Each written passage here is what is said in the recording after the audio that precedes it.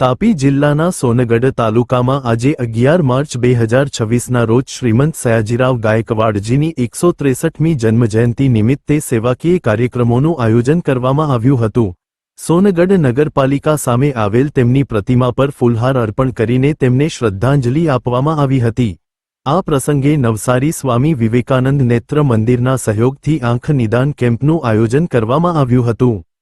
Camp દરમિયાન કુલ 97 દર્દીઓની આંખોની તપાસ કરવામાં આવી હતી, જેમાંથી 20 દર્દીઓને મોતિયાબિંદની સમસ્યા હોવાનું જણાતા તેમને આગામી સમયમાં સારવાર અને ઓપરેશન માટે નવસારી લઈ જવાની વ્યવસ્થા કરવામાં આવશે।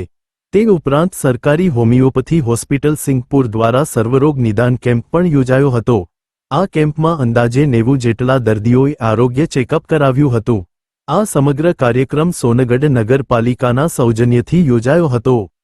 કાર્યક્રમ દરમિયાન સોનગઢ શહેર મિત્ર મંડળના પ્રમુખ વિજયભાઈ પાવશે, રોટરી ક્લબ ઓફ વ્યારાના પ્રમુખ રીનલબેન ગાંધી, ભલાઈ ચેરિટેબલ ટ્રસ્ટના બકુલભાઈ મહેતા તેમજ રાજુભાઈ પ્રજાપતિ ઉપસ્થિત રહ્યા હતા।